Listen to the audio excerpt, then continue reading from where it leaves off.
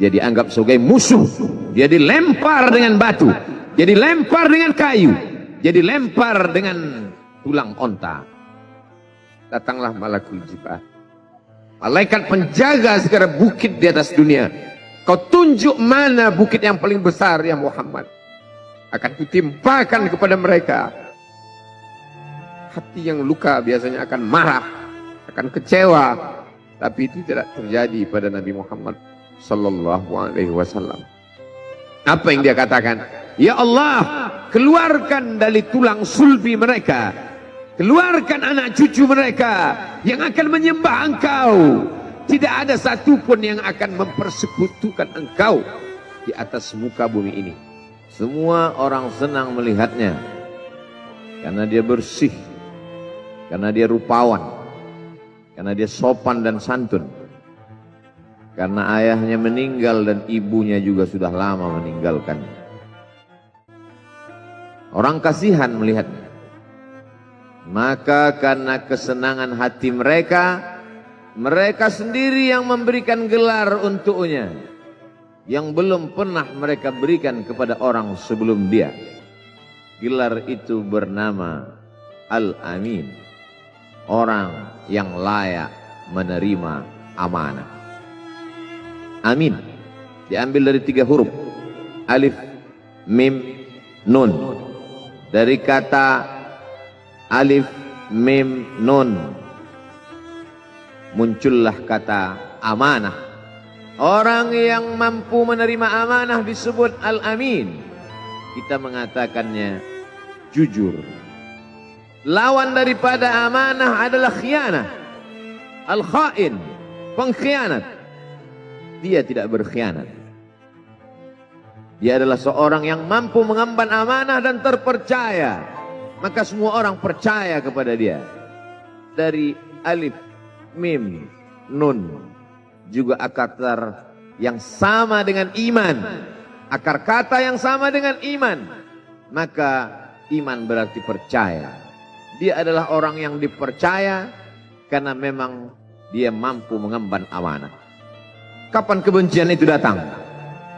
Kebencian itu datang ketika dia naik ke atas bukit Sofa dan dia berkata kepada semua penduduk Makkah, seandainya aku katakan di balik bukit Jabal Abi Qubais yang besar, gagah, perkasa, tinggi, menjulang ini ada pasukan musuh yang akan menyerang kita, apakah kalian percaya? Semua mereka berkata, shadaqnaka, kami percaya karena memang kami menggelar engkau orang yang dapat dipercaya.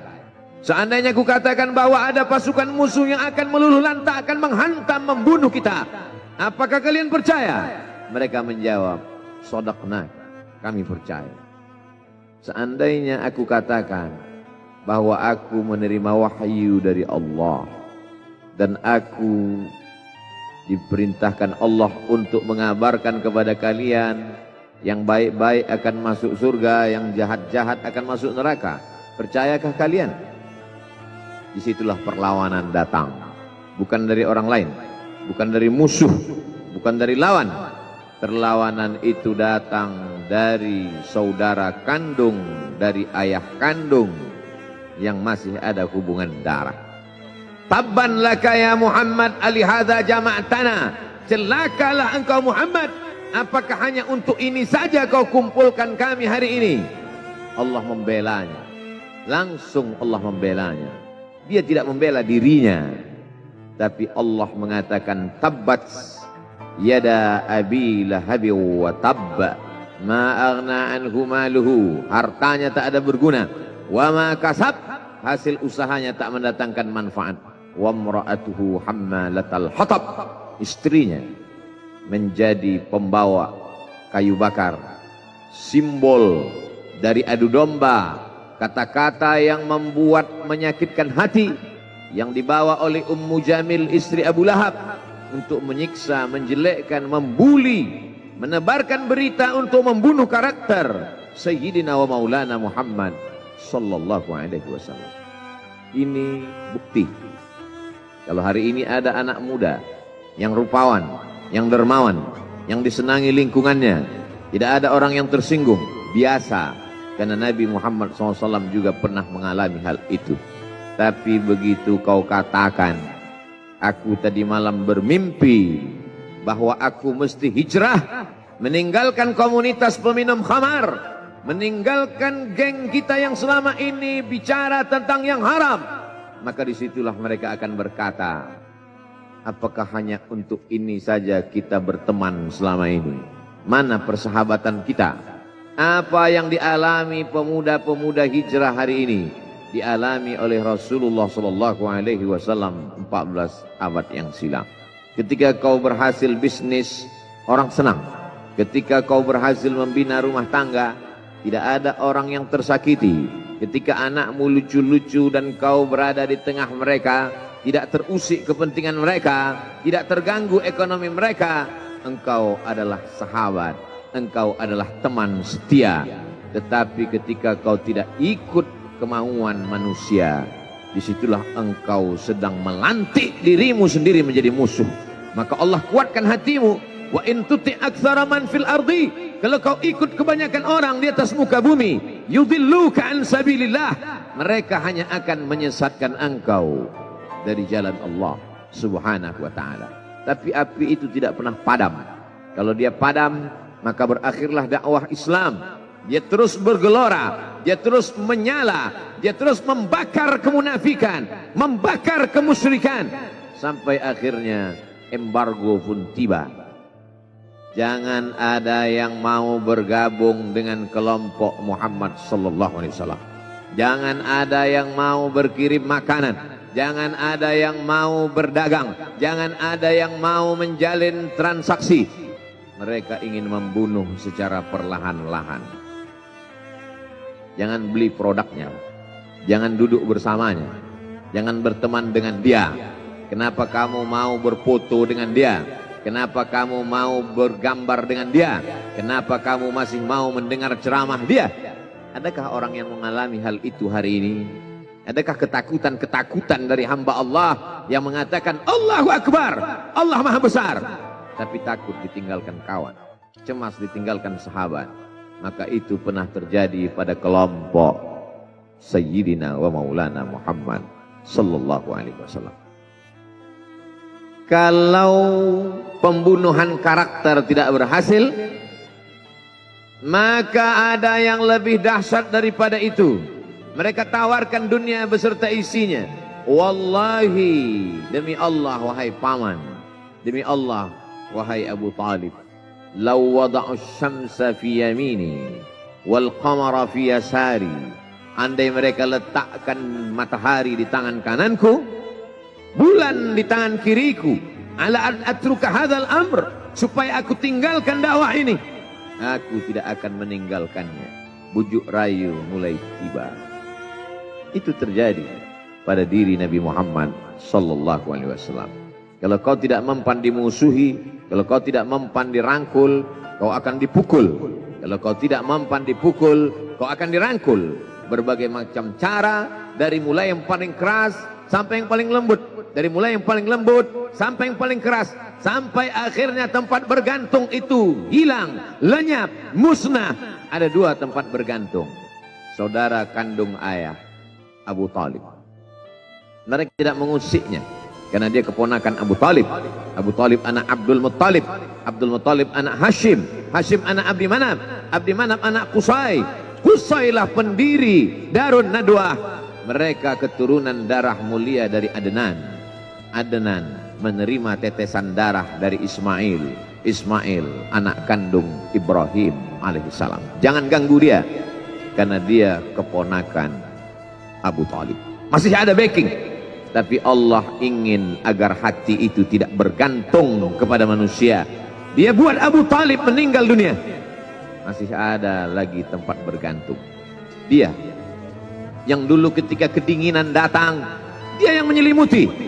Yang dulu ketika ketakutan datang, dia yang menenangkan. Dia datang menemui Waraqah ibnu Naufal. Waraqah berkata, namus, malaikat yang pernah datang kepada Ibrahim, yang pernah datang kepada Musa, yang pernah datang kepada Isa, sekarang dia datang kepada suamimu. Katakanlah, jangan takut, Jangan cemas kalau nanti sampai masanya dia akan diusir dari kampung halamannya. Aku orang pertama yang akan membelanya. Karena begitu yang kutemukan dalam kitab-kitab suci yang kubaca. Kata Waraqah bin Naufal. Hari itu juga tempat bergantung itu patah. Khadijah menghadap Allah subhanahu wa ta'ala. Tak lagi ada makhluk tempat bergantung. Tak ada lagi ranting tempat berhinggap. Tak ada lagi batang kayu tempat berpegang. Allah ingin agar engkau berserah hanya kepada Dia saja. Tidak ada makhluk. Bersandar kepada makhluk akan kecewa. Bersandar pada kayu yang rindang akan tumbang. Bersandar kepada benda akan binasa. Bersandar kepada sahabat akan berubah menjadi musuh. Bersandarlah kepada Dia. Hayyun maha hidup, la yamut, Dia tak pernah mati. Bersandarlah kepada Dia. Al-Aziz yang maha perkasa, Al-Jabbar yang maha berkuasa. Itu yang diinginkan Allah dari sosok Sayyidina wa Maulana Muhammad sallallahu alaihi wasallam. Dia pergi, sengaja dia pergi berjalan kaki, karena kalau dia pergi menunggang unta, mereka sudah mengintai. Dia pasti lari, dia akan pergi ke tempat yang jauh. Sengaja dia pergi berjalan kaki. Lalu kemudian dia pun sampai ke suatu tempat. Dia berharap mereka adalah orang-orang yang lembut akan yang menerimanya. Tapi dia tidak diterima dengan tala'al badru alaina. Dia tidak diterima sebagai ahlan wasahlan. Ahlan, keluarga. Kau datang kami sambut sebagai keluarga. Sahlan, mudah. Kau datang urusanmu mudah. Ahlan wasahlan. Tapi dia tidak dianggap sebagai keluarga. Dia tidak dianggap sebagai sahlan. Dia dianggap sebagai musuh. Dia dilempar dengan batu. Dia dilempar dengan kayu. Dia dilempar dengan tulang onta. Apa yang dia lakukan? Dia bersembunyi di balik bukit. Dia angkat kedua tangannya. Ilaika ashku dha'fa quwwati. Kepada engkau saja aku mengadukan kelemahanku. Wa qillata hilati, ketidakberdayaanku. Wa hawani bainan nas, aku hina di tengah mereka. Kalau dulu aku ada tempat bergantung, ada tempat bersandar, ada tempat mengadu, hari ini hanya engkau saja ya. Datanglah malakul jibal, malaikat penjaga segala bukit di atas dunia. Kau tunjuk mana bukit yang paling besar ya Muhammad. Akan kutimpakan kepada mereka. Hati yang luka biasanya akan marah, akan kecewa. Tapi itu tidak terjadi pada Nabi Muhammad sallallahu alaihi wasallam. Apa yang dia katakan? Asallah an yukhrij min aslabihim man ya'budullaha wa la yusyrika bihi syai'a. Ya Allah, keluarkan dari tulang sulbi mereka, keluarkan anak cucu mereka yang akan menyembah engkau. Tidak ada satupun yang akan mempersekutukan engkau di atas muka bumi ini. Doanya dikabulkan, hatinya susah, pikirannya kacau, tapi lidahnya tidak berkata-kata kasar. Dia doakan agar anak cucu mereka menyembah Allah.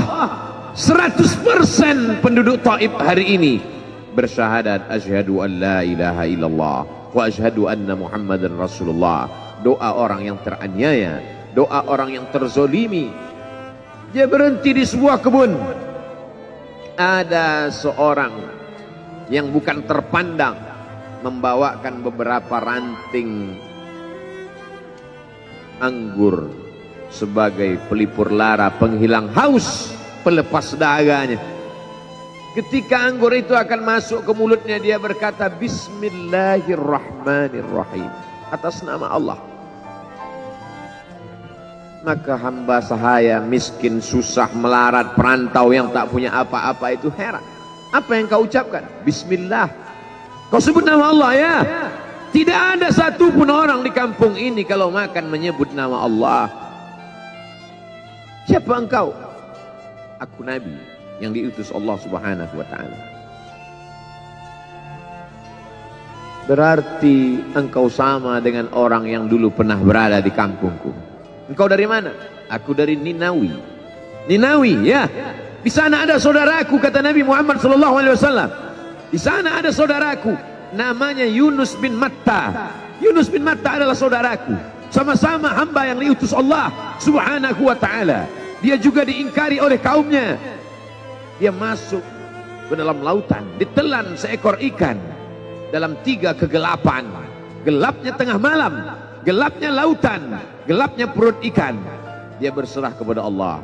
La ilaha illa anta subhanaka inni kuntu minal zalimin. Begitu cara Allah mengingatkan Nabi Muhammad SAW. Apa yang kau rasakan hari ini belum ada apa-apanya dengan apa yang pernah dirasakan oleh Yunus bin Matta. Mendengar itu langsung saja Addas bersimpuh sujud mencium lutut Nabi Muhammad SAW. Dia tidak mulia, dia hamba sahaya, dia miskin, dia perantau, tapi dia sempat mencium tangan Nabi Muhammad SAW. Dia sempat menghilangkan dahaga dari leher Nabi Muhammad SAW. Pertemuan yang berkesan. Biarlah pertemuan itu sekali, tapi sampai ke lubuk hati. Untuk apa pertemuan yang berulang kali, tapi hanya sampai di tepi bibir, hanya basa-basi. Nabi SAW kembali, dia pulang. Di tengah perjalanan dia mendengar, qul, katakan, uhiya ilayya annahu istama'a nafarum minal jin. Ada sekelompok jin. Jin itu berkata, inna sami'na qur'anan ajaba. Kami mendengarkan bacaan Al-Quran ajaba, menakjubkan, ajib. Biarlah manusia menolakmu, biarlah manusia yang aku dan sombong itu tidak menerimamu, tapi ada satu makhluk yang mau menerimamu. Inna, kami dari kalangan jin, sami'na, mendengar, Qur'anan ajaba, bacaan Al-Quran yang mengagumkan, yahdi ila rusdi, yang membuat kami lurus berpikir benar. Betapa jin yang dikatakan makhluk jahat, tapi ketika dia mendengarkan bacaan Al-Quran tersentuh hatinya dan dia bersyahadat, anna minnal muslimun, kami ada yang muslim, wa minnal qasitun, kami ada yang kafir. Yang muslim taharrau rasyada, selalu mencari jalan kebenaran. Yang kafir kanu li jahannam hataba, mereka hanya akan menjadi santapan neraka jahanam. Dia kembali ke kota suci Makkah Al-Mukarramah seperti biasa, sampai akhirnya datanglah malaikat Jibril membelah dadanya, mensucikan hatinya sampai layak. Lalu kemudian dia pun dibawa. Subhanalladzi asra bi'abdihi lailan, maha suci Allah yang memperjalankan hambanya pada suatu malam, minal masjidil haram ilal masjidil aqsa, dari masjidil haram ke masjidil aqsa, alladzi barakna haulah, kami berkahi sekelilingnya. Untuk apa? Linuriyahu min ayatina, kami ingin memperlihatkan kepadanya tanda-tanda kebesaran kami. Selama ini dia hanya didengar, azab kubur didengar, neraka jahanam didengar, malaikat didengar. Hari ini kami ingin memperlihatkan tanda-tanda itu kepada hamba kami. Jangan bersedih ketika kau didustakan, jangan bersedih ketika kau dibunuh karaktermu, jangan berduka cita ketika tidak ada manusia yang menerimamu, karena sesungguhnya itu hanyalah cara Allah menguatkan hatimu, karena dia ingin mengangkat derajatmu, menempatkan di tempat yang terpuji, memperlihatkanmu sesuatu yang tidak pernah dia perlihatkan kepada manusia yang lain. Dia buat hatimu hancur berkeping agar tidak lagi ada tempat makhluk dalam hatimu, yang ada hanya Allah semata. Ma fi qalbi ghairullah. Pada saat itu mentalmu sudah kuat, layaklah engkau berada di tempat yang terpuji. Kalau ada orang menyakitimu, jangan berduka. Kalau ada tetangga, sahabat, kawan baik meninggalkanmu, jangan berduka lara, karena sesungguhnya di balik itu semua, fa inna ma'al usri yusra, inna ma'al usri yusra, idza daqat 'alaika dunya faqul ya Allah. Kalau terasa sempit dunia, mengadulah kepada Allah. Idza sa'alta fas'alillah, kalau minta-mintalah kepada Allah. Wa idza sta'anta fasta'in billah, kalau minta tolong, minta tolonglah kepada Allah. Iyyaka na'budu wa iyyaka nasta'in, kepada Engkau kami menyembah, kepada Engkau kami beribadah, kepada Engkau kami bersimpuh sujud, kepada Engkau juga kami meminta pertolongan. Barakallahu li wa lakum fil Qur'anil azim, wa nafa'ani wa iyyakum bima fihi minal ayati wadh-dhikril hakim. wa taqabbal minni wa minkum tilawatahu innahu huwal ghafurur rahim.